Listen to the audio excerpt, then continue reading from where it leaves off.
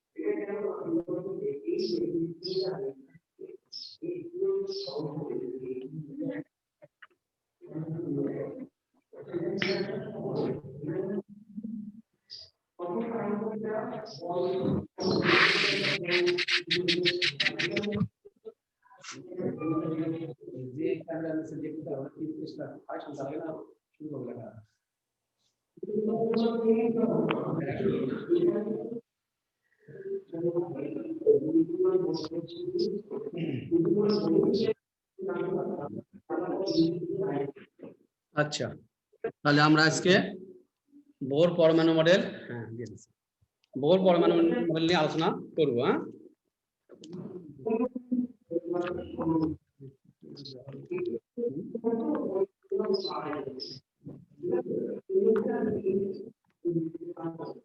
CN দেখাচ্ছি।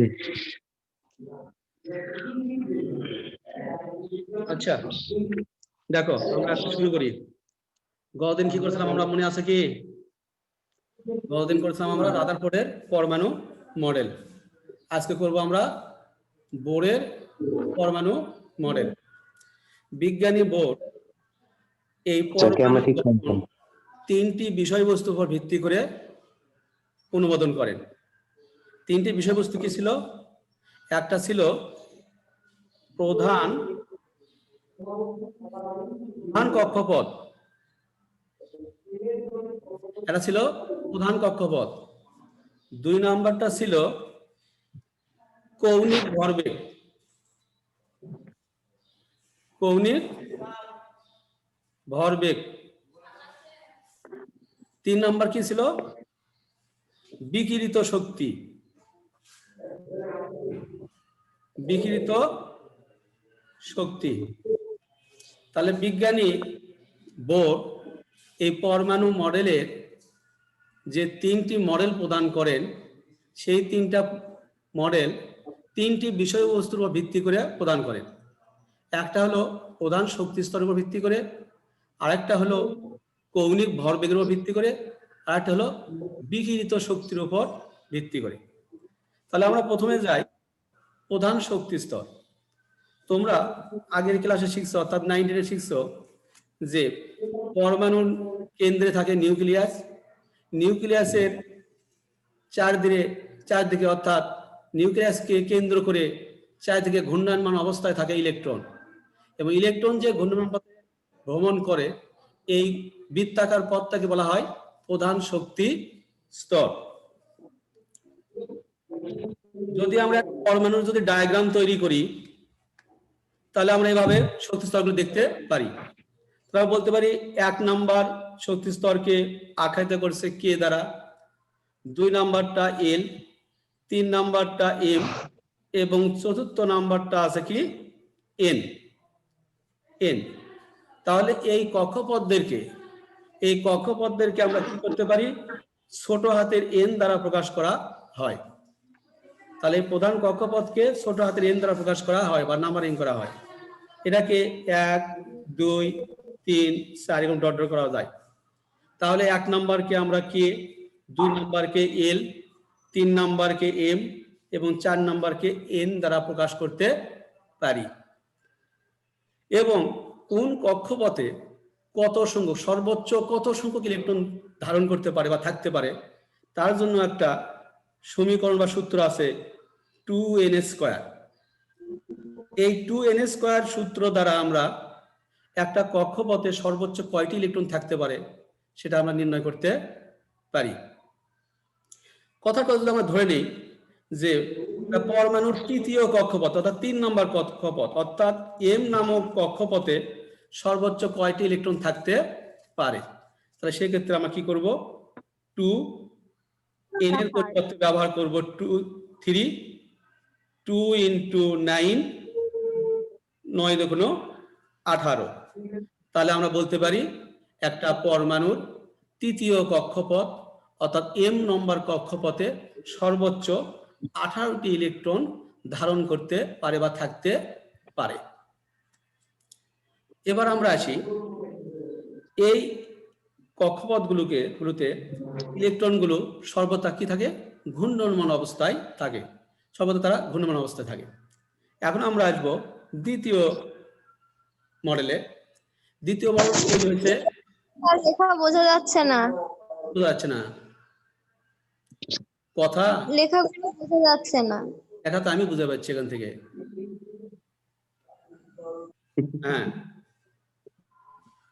এখন আমি যা বলি একটু শোনো এবং তার পাশাপাশি দেখো। হ্যাঁ, আমি যা বলি মুখে সেটাই লিখবো এবং সেটা দেখার চেষ্টা করো। দেখো পর দ্বিতীয়টা কি বলা আছে, কৌণিক ভরবেগ। বোঝা এটা দেখতে পাচ্ছ? 2 নম্বরে বলা আছে কৌণিক ভরবেগ। হ্যাঁ, এখন দেখো আমরা একটু ডায়াগ্রামে যাই। কৌণিক ভরবেগের ডায়াগ্রামে যে চিত্রটা করলাম, হ্যাঁ, তাহলে কৌণিক ভরবেগ আমরা আগে শিখছি আগের এই মডেলে। কৌণিক ভরবেগের সূত্রটা ছিল এই mvr = NH/2 π। কি বললাম, mvr = NH/2 π। এটা ছিল আমাদের কৌণিক ভরবেগের সূত্র। তাহলে দেখো এদেরকে আমরা নাম্বারিং করি। এম বলতে বোঝানো হয়েছে ইলেকট্রনের ভর, ভি বলতে বোঝানো হয়েছে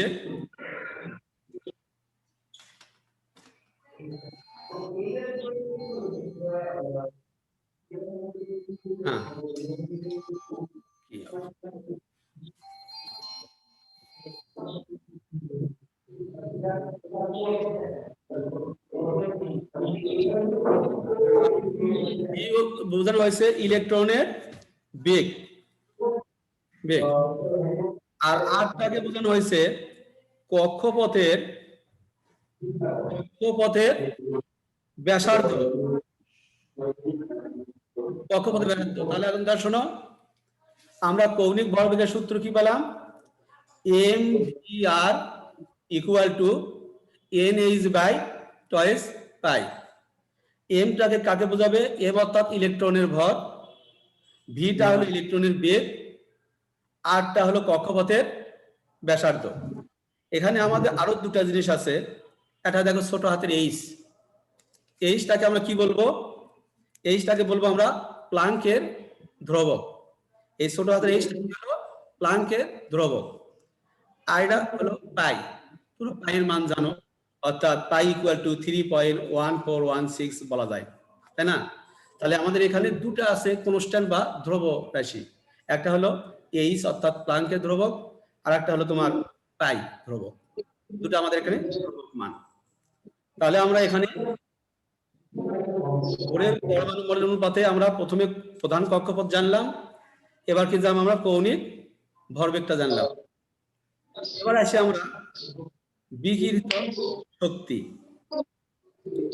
বিজ্ঞানী রাদারফোর্ড বলছে ইলেকট্রন সমূহ তার নিজ কক্ষপথে ঘূর্ণনকালে শক্তি শোষণ এবং বিকিরণ করে নিচের কক্ষপথ থেকে উপরে যায় এবং উপর কক্ষপথ হইতে নিচে আসে।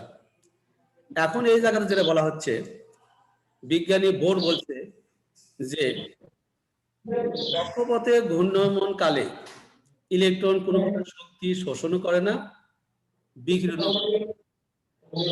কিন্তু যখন একটা ইলেকট্রন নিজ কক্ষপথ হইতে উপরের কক্ষপথে যাবে অথবা উপরের কক্ষপথ হইতে নিচের কক্ষপথে আসবে, এই ক্ষেত্রে নিজ কক্ষপথ থেকে যদি উপরের কক্ষপথে যায় তাহলে শক্তি শোষিত হয়, এবং উপরের কক্ষপথ থেকে যদি নিচে যায় তাহলে শক্তি এখানে বিকিরিত হয়। তাহলে আমরা যদি ধরে নিই উচ্চ শক্তি সম্পন্ন শক্তি স্তর যদি E2 হয়, নিম্ন শক্তি সম্পন্ন শক্তি স্তর যদি E1 হয়, তাহলে একটা ইলেকট্রন কক্ষপথ পরিবর্তনের সময় শোষিত বা বর্জিত শক্তির পরিমাণটা হবে del E equal to E2 minus E1, অর্থাৎ পরিবর্তিত অথবা শোষিত ও বর্জিত শক্তির পরিমাণ উচ্চ শক্তি থেকে নিম্ন শক্তি স্তরে গমনের পার্থক্য অথবা নিম্ন শক্তি স্তর থেকে উচ্চ শক্তি স্তরে গমনের পার্থক্য। তাহলে বিজ্ঞানী বোর পরমাণু মডেলে তিনটি বৈশিষ্ট্যের উপর ভিত্তি করে পরমাণু মডেল প্রদান করেন। একটা কি গেল প্রধান কক্ষপথ, আরেকটি গেল কৌণিক ভরবেগ, আরেকটা কি গেল বিকিরিত শক্তি। এখন আমরা যেটা আসবো, এই যে বিকিরিত শক্তির ক্ষেত্রে mvr equal to nh by টয়েস পাই, এই জায়গা থেকে একটা সমীকরণ তৈরি করে এই সমীকরণের মাধ্যমে আমরা একটা পরমাণুর যে কোনো একটা কক্ষপথের ব্যাসার্ধ নির্ণয় করতে পারবো, ইলেকট্রনের নির্ণয় করা যাবে, এবং তার পাশাপাশি ইলেকট্রনটা কি বেগে অর্থাৎ ইলেকট্রনের বেগ নির্ণয় করা যাবে। তাহলে বোরের পরমাণু মডেল তিনটি, এই তিনটি বোরের পরমাণু আমরা আজকে এখানে আলোচনা করলাম। এখন তোমরা কোনো প্রশ্ন আছে তোমাদের, বুঝতে পারো না এমন কোন জায়গা আছে?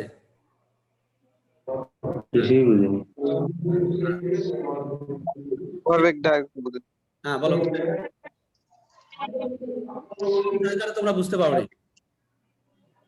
স্যার কৌণিক ভরবেগটা আরেকবার বুঝে দেন তো একটু। আচ্ছা বাবা ঠিক আছে, আমরা আসি। তোমরা কৌণিক ভরবেগ দেখো, একটা জিনিস এখানে দেখা আছে। প্রথমে তুমি ডায়াগ্রামে দেখো আমি একটা কোণ তৈরি করছি, দেখতে পাচ্ছ? আমার কলমের মধ্যে দেখো একটা কোণ তৈরি হচ্ছে ডায়াগ্রামে। আচ্ছা, তারপরে দেখো কৌণিক ভরবেগের সঙ্গে ভর আর বেগ, ভর কিন্তু m দ্বারা প্রকাশ করা হয়, বেগটা করতে হয় v দ্বারা, বুঝাছো? আর এই যে দেখো কেন্দ্র থেকে পরিধি পর্যন্ত দূরত্বকে আমরা কি বলি? ব্যাসার্ধ, তাই না? তাহলে mvr অর্থাৎ ভর, বেগ এবং ব্যাসার্ধ ইকুয়াল টু কি বলি আমরা?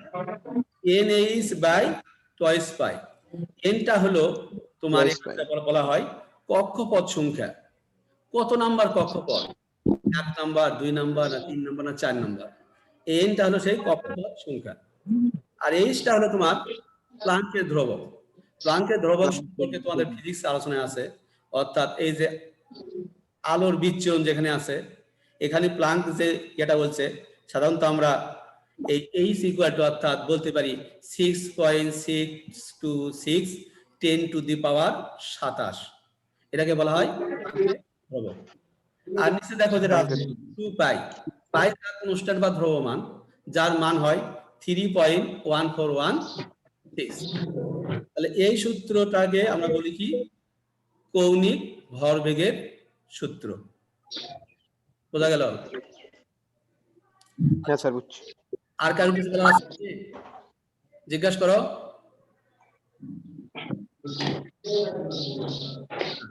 তাহলে আমরা এখন একটু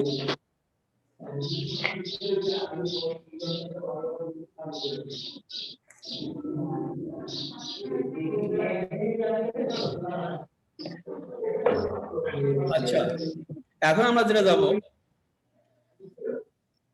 এই যে একটা ইলেকট্রন, একটা পরমাণুতে একটা ইলেকট্রন কোথায় কিভাবে অবস্থান করে এটা জানার জন্য বিজ্ঞানী বোর এবং রাদারফোর্ডের কিছু পরমাণু আমরা জানলাম। এতক্ষণ আমরা যা জানলাম, এখানে আমরা দুটা কোয়ান্টাম সংখ্যা জানলাম, এটা হলো কোয়ান্টাম, হলো সহকারী কোয়ান্টাম। আজকে আমরা আরো কিছু কোয়ান্টাম সম্পর্কে জানবো।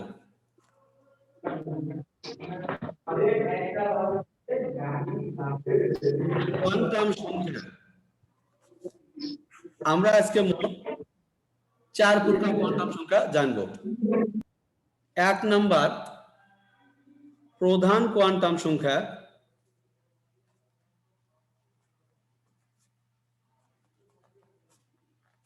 প্রধান কোয়ান্টাম, যাকে আমরা সংজ্ঞায়িত করি ছোট হাতের n দ্বারা। 2 নাম্বার আমরা যাব সহকারী বা উপ কোয়ান্টাম সংখ্যা।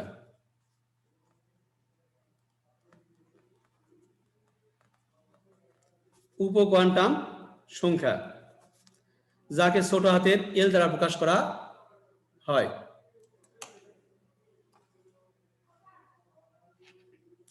এবার আসি আমরা 3 নাম্বার কোয়ান্টাম সংখ্যা, যাকে বলা হয় ম্যাগনেটিক বা চৌম্বক কোয়ান্টাম সংখ্যা।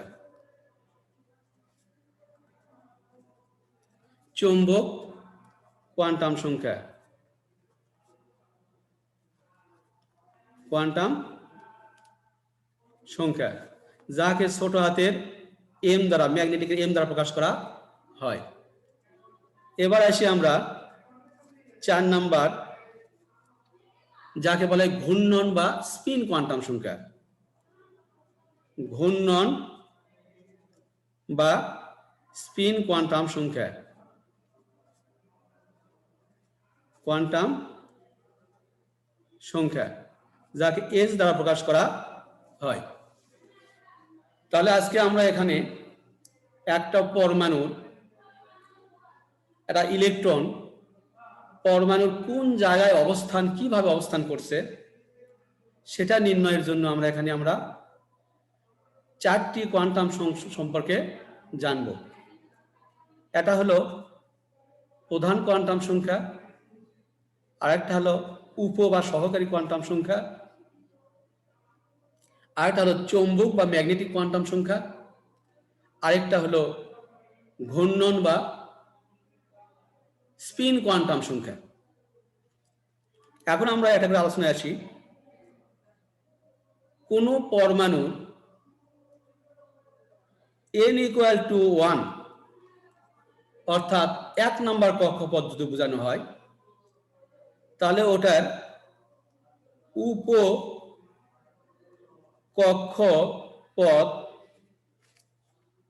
l = হবে 0। আবার প্রধান কোয়ান্টাম সংখ্যা যদি 2 হয়, উপ কক্ষপথ l হবে 0 এবং 1। প্রধান কোয়ান্টাম সংখ্যা যদি 3 হয়, উপ কক্ষপথ l = 0, 1, 2 হবে। প্রধান কক্ষপথ যদি 4 হয়, তাহলে উপ কক্ষপথ l = হবে 0, 1, 2, 3। এখন যেটা আমরা যাব, তোমরা আগে অর্থাৎ 19-এ ইলেকট্রন বিন্যাস করছো।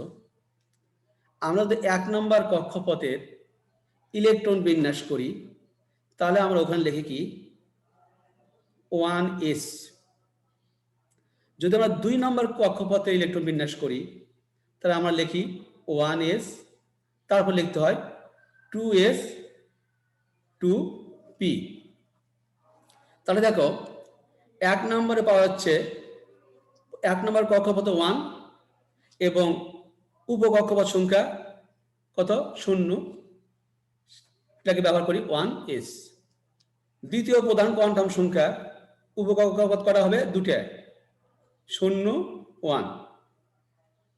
এর পাশাপাশি আমরা বলতে পারি যেটা, যে এই যে আমরা উপকক্ষপথ L equal to S P D F বলে থাকি। এস এর ব্যক্তিগত ক্ষমতা বা পাওয়ার মান 0, পির হলো 1, ডির হলো 2, এফ এর হলো 3।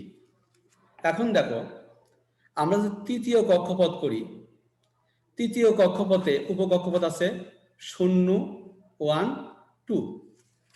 এটাকে যদি আমরা ইলেকট্রন বিন্যাস করি তাহলে প্রধান কক্ষপথ কি 3, উপকক্ষপথ কি আছে 0। 0 বলতে কি বোঝায় এস। এখন আবার আসি, প্রধান কক্ষপথ কি 3, উপকক্ষপথ কি আছে 1, 1 এ কি বোঝায় পি।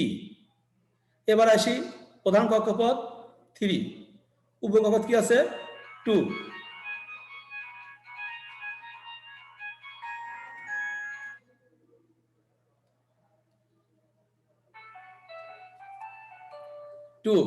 তাহলে দেখো 2 পি বলতে কি বোঝানো হয়েছে ডি।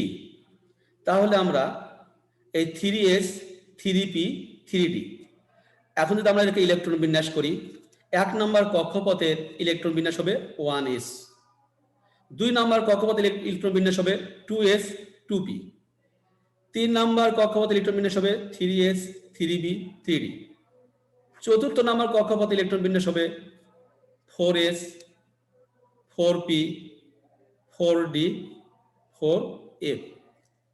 এখন আমরা যেটা যাব, আমরা দেখব এখানে যে এটা গেল কি প্রধান কক্ষপথ আর উপ বা সহকারী কক্ষপথ। এখন আমরা যেটা আসবো, প্রধান কক্ষপথে ইলেকট্রন ধারণ ক্ষমতা আমরা জানি 2n² সূত্র দ্বারা আমরা করছি এর আগে নাকি। এবার আসবো আমরা এই উপ কক্ষপথে ইলেকট্রন ধারণ ক্ষমতা কার কত।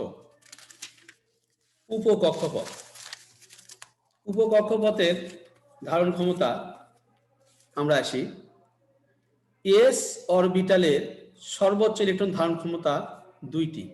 কয়টা? 2টি। পি অরবিটালে সর্বোচ্চ ধারণ ক্ষমতা 6টি। ডি অরবিটালের সর্বোচ্চ ধারণ ক্ষমতা 10টি এবং এফ এর সর্বোচ্চ ধারণ ক্ষমতা 14টি। এখন এইভাবে যদি আমরা মনে করো সোডিয়াম নামে একটা মৌল আছে, এটা যদি আমরা ইলেকট্রন বিন্যাস করি, সোডিয়ামের ইলেকট্রন সংখ্যা হলো 11। এটাকে আমরা কি করতে পারি, 1s 2s 2p 3s। এখন দেখো এখানে কি বললাম, এস এর সর্বোচ্চ ধারণ ক্ষমতা 2, এস এর সর্বোচ্চ ধারণ ক্ষমতা 2, পির সর্বোচ্চ ধারণ ক্ষমতা 6, এস এর সর্বোচ্চ ধারণ ক্ষমতা 2, কিন্তু তার চেয়ে কমও থাকতে পারে। তাহলে এদিকে আমার কত হলো, মোট 10টি, আর একটি ইলেকট্রন থাকে সেটা হবে 3s অরবিটালে। তাহলে আমরা এখানে কি করলাম, প্রধান কক্ষপথ এবং উপকক্ষপথ নিয়ে আমরা এখানে আলোচনা করলাম। বোঝা গেল কি? কারো কোনো সমস্যা আছে, কোনো জিজ্ঞাসা আছে কারো? না স্যার। আচ্ছা, এবার দেখো আমরা 3 নাম্বার কোয়ান্টামে যাব। 3 নাম্বার কোয়ান্টামের কি নাম বলছিলাম, মনে আছে কি? চুম্বকীয় কোয়ান্টাম। হ্যাঁ, চৌম্বকীয় কোয়ান্টাম, যাকে বলি ইংলিশে বলা হয় ম্যাগনেটিক কোয়ান্টাম, তাই না? চৌম্বকীয় কোয়ান্টাম, এটাকে আমরা সংজ্ঞায়িত করি ছোট হাতের এম দ্বারা। এখন আমাদের এটা একটা নতুন কোয়ান্টাম শুরু হলো আজ থেকে। এতদিন আমরা প্রধান কোয়ান্টাম এবং সহকারী বা উপ কোয়ান্টাম আমরা জানি বা পড়ে আসছি, জানা ছিল আমাদের। আর আজকে আমাদের নতুন শুরু হলো কি, চৌম্বক কোয়ান্টাম। চৌম্বক কোয়ান্টামটা কি এটা আমাদের জানতে হবে। তোমরা কি চৌম্বকের 3টা ধর্ম বলতে পারতো না? যেমন চৌম্বকের 2টা মেরু থাকে, এটা উত্তর মেরু, এটা দক্ষিণ মেরু, অথবা বলা হয় এটা ধনাত্মক প্রান্ত, এটা ঋণাত্মক প্রান্ত, অথবা বলা হয় জি স্যার। এটা নাও। বুঝছো? এখন যেটা আমরা যাব, চুম্বকের আরেকটা ধর্ম আছে। কি করে এটা? সমমেরুকে বিকর্ষণ করে, বিপরীত মেরুকে কি করে? আকর্ষণ করে। আকর্ষণ করে। হ্যাঁ, তাহলে সমমেরু বিকর্ষণ, বিপরীত মেরুকে আকর্ষণ।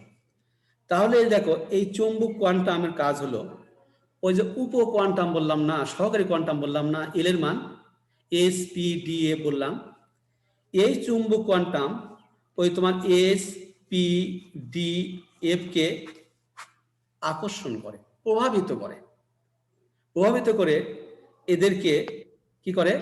বিভক্ত করে বা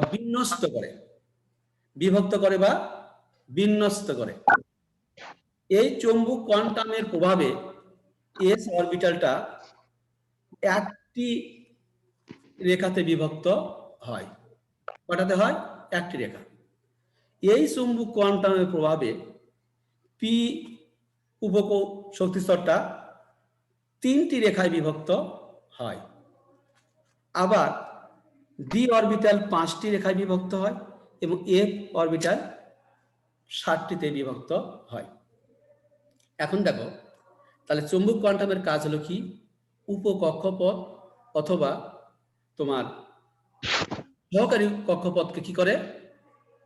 বিশ্লেষিত করে, তাই না? তাহলে বিশ্লেষিত হলে এস একটা অংশে বিভক্ত হয়, পি 3টা অংশে, ডি 5টা অংশে এবং এফ হলো 7টা অংশে।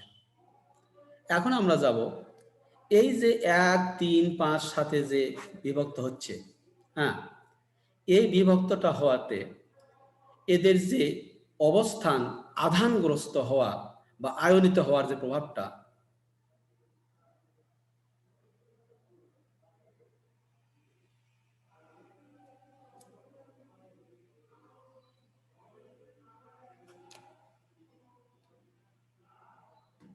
আচ্ছা, অবস্থানটা আমরা যেটাতে যাব, যেমন আমরা কিছুক্ষণ আগে বললাম যে একটা চুম্বকের এক প্রান্ত হয় উত্তর, আর এক প্রান্ত হয় দক্ষিণ, তাই না?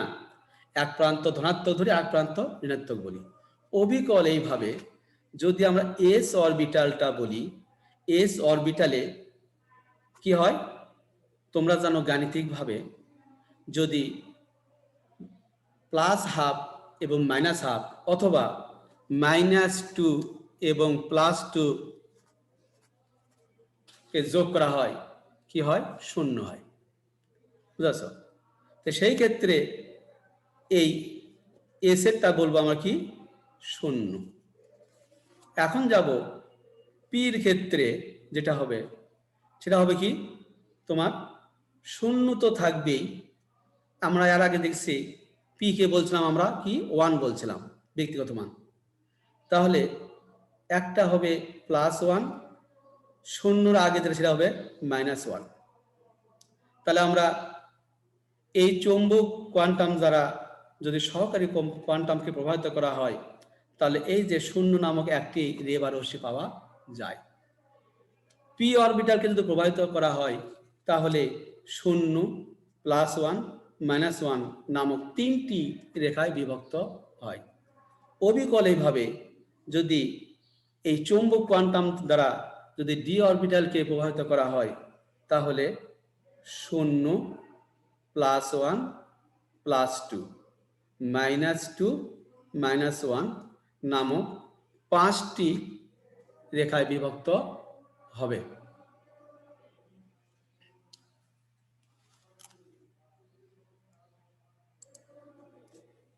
বোঝা যাচ্ছে কি? শুনতে পাচ্ছ? জি স্যার। আচ্ছা, তাহলে দেখো, এই যে আমরা চুম্বক কোয়ান্টামের এখানে কি কাজ হলো? চুম্বক কোয়ান্টামের কাজ হলো যে উপকক্ষপথকে বিন্যস্ত করা।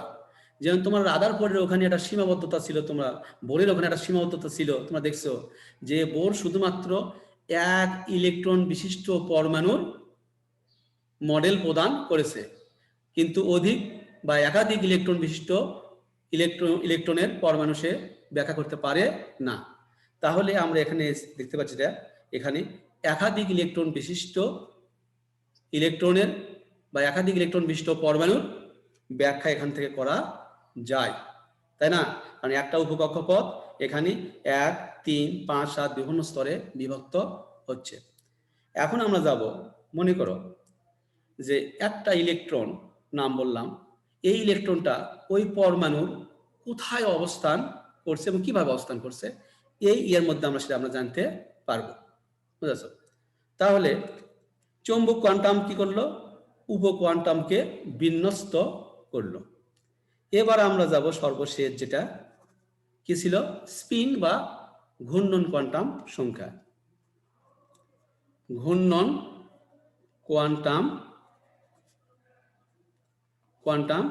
সংখ্যা, ঘূর্ণন বা স্পিন কোয়ান্টাম সংখ্যা। কারণ দেখো, সর্বপ্রথম বলা হয়েছিল এই পরমাণুর গঠনটাকে বলা হয়েছিল কি?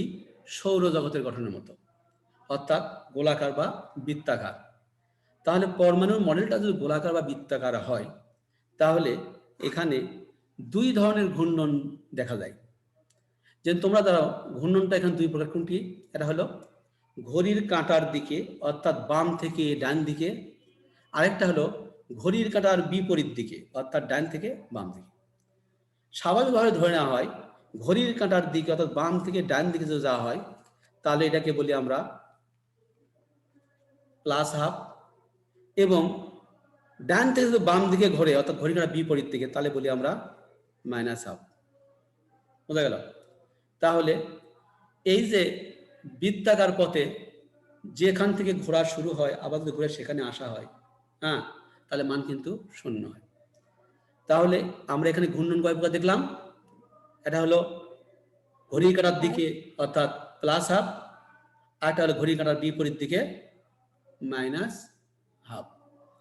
এখন মনে করো যে আমরা মাঝে মাঝে অরবিটালের মাঝখানে ইলেকট্রন অবস্থান দেখি। এটা একটা অরবিটাল, মনে করো এটা এস অরবিটাল। আমরা দুই ধরনের ইলেকট্রন অবস্থান দেখি। একটা দিকে আমরা অ্যারো উপর দিকে, আরেকটা অ্যারোটা থাকে নিচের দিকে। এই শর্ত মতে যে অ্যারোটা প্রথমে আসে, অর্থাৎ যার দিকটা বোঝানো হয়েছে উপরের দিকে, সেটাকে ধরবো আমরা প্লাস হাফ। আর যেটা অ্যারোটা দেখানো হয়েছে নিচের দিকে, সেটাকে বলবো আমরা মাইনাস হাফ। বোঝা গেল কি? বুঝতে পারছ? জি স্যার। হ্যাঁ, বুঝতে না পারলে জিজ্ঞাসা করতে হবে, চুপ থেকে লাভ হবে না। হ্যাঁ, এখন আমরা একটু আসি। দেখো, মনে করো ক্যালসিয়াম ইলেকট্রন সংখ্যা 20টা। এখানে যদি আমরা ইলেকট্রন বিন্যাস করি 1s2, 2s2, 2p6, 3s2, 3p6, এই হলো 18। তারপর কত গেল? 4s2। এখন যদি বলা হয় এই ক্যালসিয়ামের 20টা ইলেকট্রন আছে, এই 20টা ইলেকট্রনের মধ্যে 18তম ইলেকট্রন যেটা, এই 20টা ইলেকট্রনের মধ্যে 18তম ইলেকট্রন যেটা, এর অবস্থানটা আমরা নির্ণয় করব।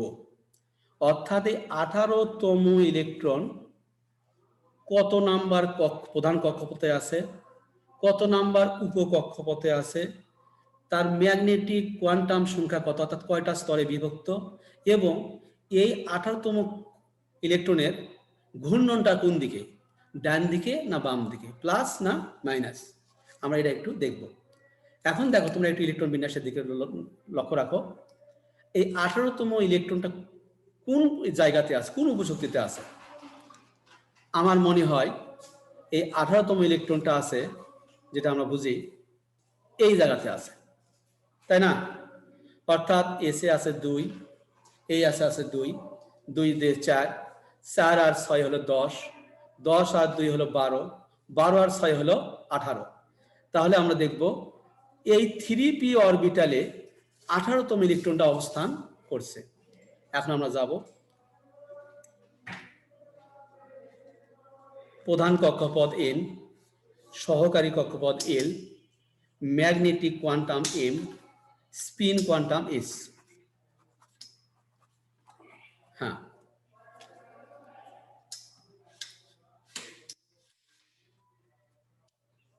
আচ্ছা, এখন দেখো, যেহেতু আমরা নির্ণয় করতে পারলাম যে 3d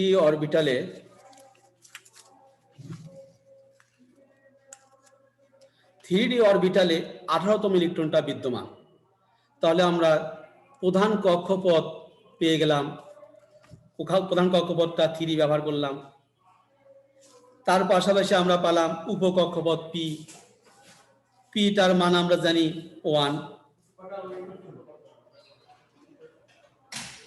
পিটার মান জানলাম 1। এবার আমরা যাই এমটা কি হবে, অর্থাৎ কয়টা বিন্যাস ঘটবে। আমরা জানি পির অরবিটাল আমরা বলছিলাম যে 3টে অংশে বিভক্ত হবে পি। এটাকে বলি আমরা পিএক্স, পিএক্স, পিওয়াই, পিজেড। জানো তো এগুলি নাকি? PX, PY, PZ. এই পি নামক উপকক্ষপথে ম্যাগনেটিক কোয়ান্টামের কারণে এটা 3টে অংশে বিভক্ত হয়। এটাকে মাঝখানটা বলবো আমরা 0, ডান পাশেরটা বলবো আমরা +1, বাম পাশেরটা বলবো আমরা -1। তাহলে কয়টা হলো এটা? 3টে। এখন আমরা যাই, এই যে 3টে অরবিটাল আছে, 3টে অরবিটালে 6টা ইলেকট্রন আছে। এই 6টা ইলেকট্রনের অবস্থান আমরা বলা আছে প্রত্যেক অরবিটালে আগে একটি করে ইলেকট্রন একই দিকে দিতে হবে। তারপরে যদি আরো ইলেকট্রন থাকে তাহলে পরবর্তী ইলেকট্রনগুলো দিতে হবে একই দিকে নিজ দিক করে। এখন যদি আমরা গুনি তাহলে 18তম ইলেকট্রনটা হবে আমাদের পিজেড, লাস্টের ইলেকট্রন। আসসালামু আলাইকুম ওয়ালাইকুম আসসালাম। স্যার, এখন কি ক্লাস হচ্ছে? পিজেড অরবিটালের লাস্টের